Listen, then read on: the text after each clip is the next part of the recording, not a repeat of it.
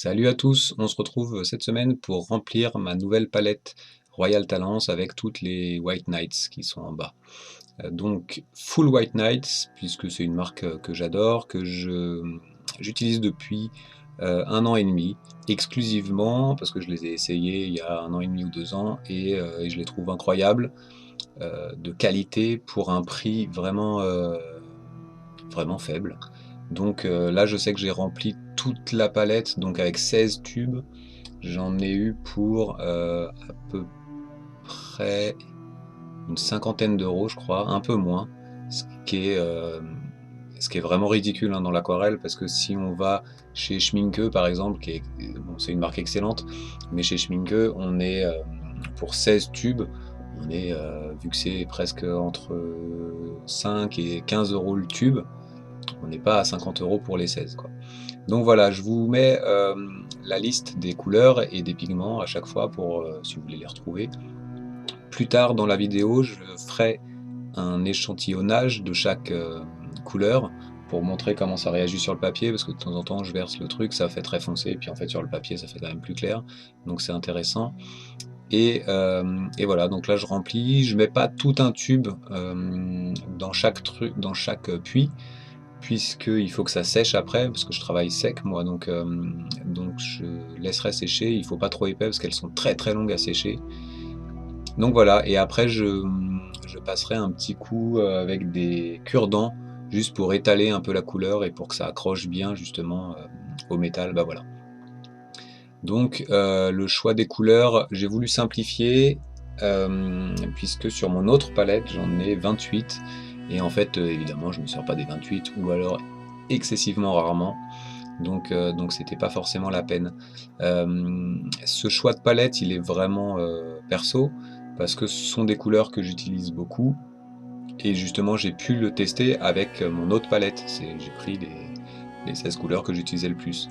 Je vous expliquerai tout à l'heure aussi, j'ai longtemps hésité à mettre un vert ou pas, finalement j'en ai mis un. Et là, ce que je vais faire, c'est que comme la palette est neuve, ça se rétracte. Moi, je veux que mes zones de mélange soient comme celle-là, là, donc où on voit les couleurs. Pour l'instant, comme c'est neuf, le métal, ou même si c'est du plastique, quand c'est neuf, en fait, ça produit une rétractation de l'eau. Et donc, on voit ce que ça fait plein de petites gouttes qui sont du coup pas très pratiques pour mélanger et surtout pour voir la couleur qu'on mélange et voir ce que ça donnera sur fond blanc. Donc ce que je fais moi toujours quand j'achète une palette et que je la remplis, c'est que j'use exprès les zones de mélange pour avoir, dès que je l'utilise pour un portrait ou pour une image, des zones de mélange utilisables avec pas de rétractation. Donc là ce que j'ai fait, c'est que vous avez vu, j'ai frotté avec la partie grattoir d'une éponge assez fort pour user, pour un peu le côté abrasif en fait, comme du papier de verre un peu. Alors faut pas y aller au papier de verre ou alors au papier de verre très fin, mais l'idée c'est de casser l'espèce de pellicule un petit peu hydrophobe des zones de mélange. Vous voyez la droite, ça commence à faire des grosses zones, donc des trucs utilisables, enfin des couleurs utilisables. À gauche, pas encore. À gauche, elle était encore plus lisse qu'à droite. Donc voilà, je vais repasser. Je le fais après hors champ, parce que c'est long et que ça sert à rien. Et donc soit je le fais avec la Scotch Brite, là, l'éponge, soit voilà, avec un gros pinceau, de l'eau et du pigment, et je fais des mélanges, je laisse sécher pour que ça imprègne un peu justement la zone de mélange et que ça fasse des grosses zones et pas de rétractation. Et je vous laisse avec le nuancier. Alors nous voilà, j'ai un peu arrangé ça, donc on est pas mal maintenant. En tout cas, ça se rétracte plus trop. Donc, je vais juste effacer un peu. Voilà. Et je vais faire des petites vignettes pour tester les couleurs. Alors, on commence par l'auréoline, qui du coup me servira de jaune. Alors j'ai fait la petite marque noire pour voir comment l'opacité en fait des pigments un ça se diffuse. Donc on est pas mal, pas opaque, mais c'était normal, ça c'était prévu. Alors, ocre jaune. Lui il est très transparent. Mais toujours. Et il est un petit peu granuleux.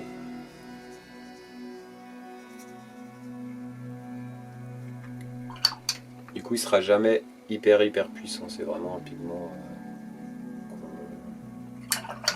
qu'on utilise pour teinter un peu. Mais voilà, il ne sera pas saturé, tout ça.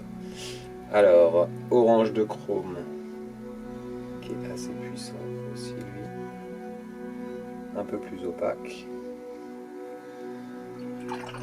que les deux précédents.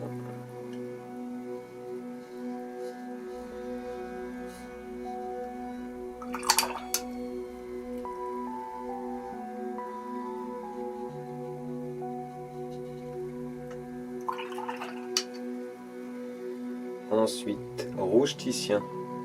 Du coup, ça me fait mes trois valeurs d'orange, mes trois teintes. C'est-à-dire que j'ai un orange clair avec l'orange de chrome.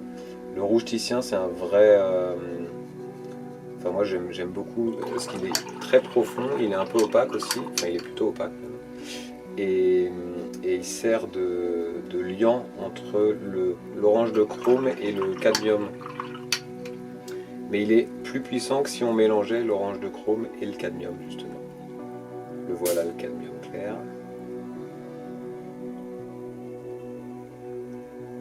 Qui du coup reste plus rouge, un peu écarlate.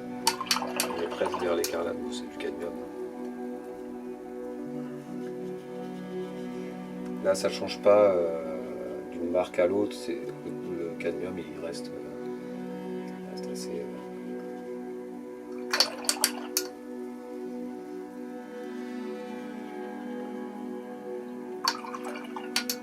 mais ça fait des couleurs assez proches, ça fait un bon camailleux. Le caput mortuum qui me sert de liant un peu au marron en fait. Ça fait une sorte de pourpre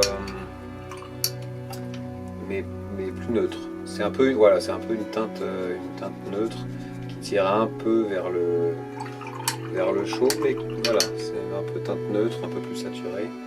Et qui du coup fait un lien un petit peu avec celui-là, le rouge pourpre de Venise, qui lui est plus saturé, plus profond, qui a un côté un peu Bordeaux, un peu lit de vin, et qui est très chouette pour faire les ombres du visage autour des yeux. Alors, pas les ombres en entier, pas toute l'orbite, mais vraiment la peau des paupières en fait, parce que du coup ça donne un côté saturé justement qui manque souvent, et c'est vraiment chouette. Il est un peu opaque aussi, lui il est pas mal opaque au fait, hein, le caput mortuum, je l'avais pas dit. Alors le rouge quinacridone, qui est en fait un magenta, enfin qui me sert en tout cas moi de magenta, qui du coup me permet de faire des rosés et de partir plus effectivement vers des teintes magenta. Pareil, ça donne un peu de vie, ça évite, en tout cas dans les portraits, vu que je fais beaucoup de portraits, ça évite d'avoir trop de teintes chaudes, jaune orangé, qui du coup donne comme une température de couleur un peu chaude, justement comme s'il y avait un filtre par-dessus tout. Lui il ramène un petit peu de rose, donc un peu de fraîcheur, un peu de naturel dans les teintes, donc c'est chouette. Le brun Van Dyke, qui lui c'est le premier pas vers le marron. On est plus chaud, voilà, le caput mortuum il tend un peu plus vers une teinte un peu plus neutre. Celui-là il est un peu plus chaud, il est assez agréable, le brun Van Dyke, le Van Dyke Brown. sert pas mal aussi pour les ombres et tout ça, si on veut rester un petit peu chaud. Donc normalement là j'irais vers le sépia en fait, du coup ça organisé un petit peu comme ça.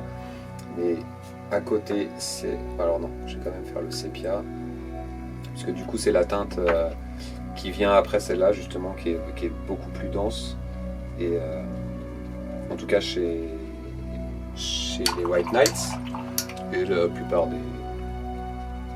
des marques aussi, qui est beaucoup plus dense et un peu moins saturé, un peu moins chaud. C'est du sépia quoi. Mais il est assez neutre leur sépia, du coup ça permet d'aller quand même assez foncé côté chaud, et du coup pour le foncé côté froid j'ai le Great Pain qui sera en face, que je vais pas essayer maintenant, puisque là je vais faire le vert de vessie, qui est mon seul vert de la palette, que j'ai hésité à mettre au début dans mon premier test de palette. Je voulais ne pas avoir de vert en fait, et j'aurais remplacé celui-là par une couleur des White Knights qui est opaque et qui est le Saint-Pétersbourg Ocher. Je le retrouve.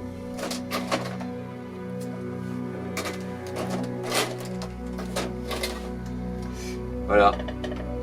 Enfin non d'ailleurs, le Pétersbourg Ocher, pas le Saint-Pétersbourg Ocher. Qui est très chouette. Alors. Qui fait partie des couleurs pastel. Je sais pas si vous allez voir grand chose. Des couleurs pastel des White Knights. Donc il y a une sorte d'aquarelle mélangée un peu à des pigments opaques, qui je pense sont du blanc de titane ou quelque chose comme ça. Enfin j'imagine. Et en fait c'est assez chouette à utiliser parce que ça opacifie l'aquarelle sans partir vers la gouache, enfin, sans utiliser la technique de mélanger à la gouache blanche, que moi j'aime pas, parce que du coup enfin j'aime pas l'utiliser. J'aime bien les résultats que ça fait, mais j'aime pas l'utiliser parce que du coup c'est très salissant sur les pinceaux, et du coup la gouache blanche elle reste vraiment dans le pinceau longtemps, il faut vraiment rincer, et donc du coup ça a tendance à ralentir mon travail, et du coup comme j'ai tendance à faire des trucs plus un peu à la prima, comme il dirait, à l'huile, mais donc d'un jet, ça m'énerve de devoir ralentir le travail et de garder du blanc, et du coup d'après avoir du blanc dans mes autres couleurs, etc. Bref, je voulais mettre celui-là, et en fait je me suis rendu compte que je l'ai sur l'autre palette et je m'en sers quand même très peu souvent. Donc voilà, j'avais une volonté de ne pas mettre de vert pour pouvoir créer tous mes verts en fait à partir de mes bleus et mes jaunes, et du coup de me servir de l'ocre jaune et de l'auréoline, et éventuellement de l'orange, mais plutôt les deux là-haut, et puis donc les 4 bleus que j'ai pour faire tous les verts que je voulais, et du coup contrôler un petit peu et pas avoir de pigment vert, puisque du coup je trouve ça assez dur à utiliser. Et finalement, donc comme j'utilise pas tellement le Pétersbourg Ocher, et ben je me suis dit je vais quand même mettre un vert de vessie. Alors pourquoi le vert de vessie? Parce qu'il est un peu naturel, enfin il est pas hyper chimique dans le look, il n'est pas super puissant, il est un peu naturel, un peu terreux, et donc du coup ça peut me servir pas mal pour les paysages que je fais, ou les plein air que je voudrais faire plus, et par là même je peux le refroidir avec mes bleus justement lui, et lui donner un côté peut-être plus froid et un peu plus neutre. Enfin, donc le Great Pain, pareil, qui me sert à neutraliser un peu certaines saturations, et puis à foncer aussi, parce qu'il est super dense comme vous pouvez le voir. Et on arrive aux bleus. Les bleus, alors ils ont des bleus assez magiques, je trouve, White Knights, en commençant par le turquoise cobalt, qui déjà juste dans la palette est complètement fou. Et voilà. Et sur le papier aussi. Moi je l'aime beaucoup, il est super puissant, donc du coup il y a quand même des possibilités assez graphiques avec. Vous pouvez aller voir le travail de Alejandro Casanova, qui fait souvent des fonds de portraits avec ça, et du coup ça met vraiment en valeur le portrait et les teintes de carnation, donc c'est vraiment chouette. Lui je l'aime beaucoup. Le bleu roi, celui-là il est très chouette aussi, ça fait partie de leur couleur pastel, et qui du coup neutralise aussi un petit peu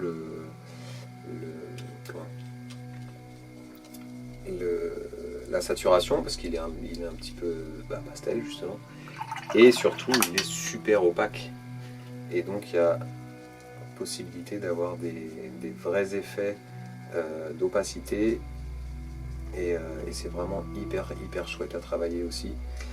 Voilà, enfin ça se voit direct, pourtant il reste clair, hein, mais il recouvre quasi totalement la ligne noire de feutre. Alors quand ça sèche, c'est un peu moins opaque que ça, mais c'est quand même, ça reste chouette, et donc ça se mélange aux autres, et ça fait des trucs vraiment chouettes aussi. Un bleu phthalo, c'est un classique, du coup c'est un bleu assez profond, un peu électrique, qui du coup pareil est assez puissant, et qui permet d'avoir des gammes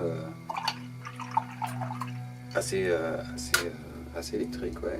Et enfin l'incontournable Outre-mer, qui lui est beaucoup plus naturel, un peu plus chaud. Alors plus chaud parce qu'il tire un peu plus vers le bleu. Si on regarde sur un cercle chromatique, ce sont les bleus Outre-mer, ce sont les bleus qui tirent vers le magenta, vers les violets, les magentas, et donc du coup il est un peu plus chaud que le phthalo, qui lui est complètement dans les indigos et qui tire vers le vert, etc. Bon, après de toute façon ça dépend de ce qu'on met autour, et la relativité des couleurs qu'on utilise et dans lesquelles on les utilise. Mais voilà, donc ça me fait une nouvelle palette plus concise que l'autre, parce que donc la palette que j'utilise tout le temps, qui est celle-là, elle a 28 couleurs, et effectivement je me sers pas de toutes. Déjà donc les 3 verts, je m'en sers jamais, 4 même, parce que je crois que celui-là c'en est un aussi, ouais, je suis même pas sûr. Celui-là il est assez chouette parce qu'il est très puissant, et voilà, en même temps je m'en sers jamais parce qu'il est très puissant justement, et c'est compliqué à utiliser, un vert très puissant.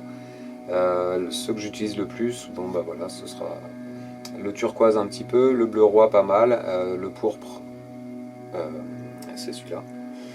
Donc j'ai repris évidemment ceux que j'utilisais beaucoup dans cette palette. Il y a juste un changement, mais parce qu'en fait il y a eu des petites erreurs de numérotation chez White Nights pour le coup.